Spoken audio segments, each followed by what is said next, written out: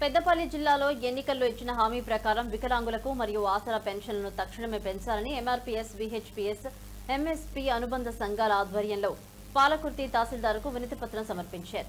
ఈ కార్యక్రమానికి ఎంఆర్పీఎస్ పాలకుర్తి మండల ఇన్ఛార్జ్ కొండల రాజేందర్ కుమార్ మాదిగ నాయకత్వం వహించారు. ఈ సందర్భంగా కొండల రాజేందర్ కుమార్ మాట్లాడుతూ ముఖ్యమంత్రి రేవంత్ రెడ్డి ఇచ్చిన హామీ ప్రకారం వికలాంగ పింఛన్ను 4,000 నుంచి 6,000కు, ఇతర పెన్షన్ల పింఛన్ను 2,000 నుంచి 4,000కు పెంచాలని డిమాండ్ చేశారు. కండరాల క్షీణత ఉన్న వారికి 15,000 పెన్షన్ ఇస్తామని ఎన్నికల మేనిఫెస్టోలో హామీ ఇచ్చారని దాన్ని నిలబెట్టుకోవాలని కోరారు. గత 6 సంవత్సరాలుగా కొత్త పెన్షన్లు కూడా మంజూరు చేయడం లేదని, వాటిని వెంటనే అమలు చేయాలని డిమాండ్ చేశారు.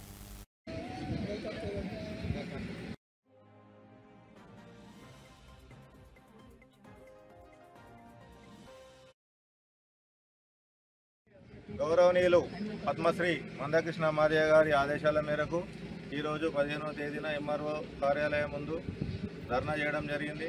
అదేవిధంగా ఎంఆర్ఓ గారికి వినతి పత్రం ఇవ్వడం జరిగింది.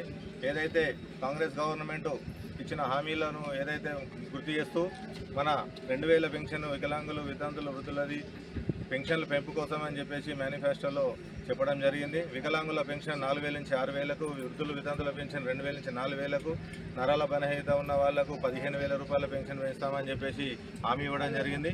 ఆ ఒక హామీని మేము ఇప్పటి వరకు కూడా నెరవేర్చబోగా దాన్ని గౌరవనీయులు శ్రీ మందకృష్ణ మాదిగ గారు గుర్తించి ఏదైతే వికలాంగులు, వృద్ధులు, వితంతుల కోసం కేవలం ఆలోచించిన వ్యక్తి ఎవరైనా ఉన్నారంటే అది కేవలం మందకృష్ణ మాదిగ. ఈరోజు ఇంతవరకు పెన్షన్ పెంచడానికి కూడా గల కారణం ఓన్లీ ఎంఆర్పీఎస్ అని చెప్పేసి ఈ సందర్భంగా గర్వంగా తెలియజేస్తున్నాను.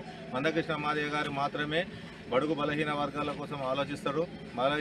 ఏదైతే ఇప్పుడు ఎమ్మెల్యేలకు కానీ ఎంపీలకు కానీ జీతాలు ఎట్లా పెంచుతున్నారో ఈ యొక్క బడుగు బలహీన వర్గాల వారికి ఎందుకు పెంచారు? వాళ్ళు ఎలాంటి కష్టం చేసుకొని బతకలేని పరిస్థితుల్లో ఉన్నారు. తల్లిదండ్రులను చూడని పిల్లలు ఉన్నారు. కాబట్టి దిక్కు సక్కు లేని ఉన్న వాళ్ళ కోసం ఖచ్చితంగా పెన్షన్ పెంచాలన్న దాని మీద ఈరోజు ఈ యొక్క ఉద్యమం చేపడుతున్నాము. ఈ యొక్క పెన్షన్ గిట్లా పెంచకపోతే వచ్చే నెల 11వ తేదీన చలో హైదరాబాద్ ప్రోగ్రాం ఉంది. పెన్షన్ పెంచేంత వరకు కూడా ఎట్టి పరిస్థితుల్లో వదిలే ప్రసక్తే ఉండదు. ఈ యొక్క ఉద్యమాన్ని ఇంకా ఉధృతం చేస్తామని చెప్పేసి ఈ సందర్భంగా తెలియజేస్తున్నాను. ఇక్కడికి వచ్చిన ఏదైతే మన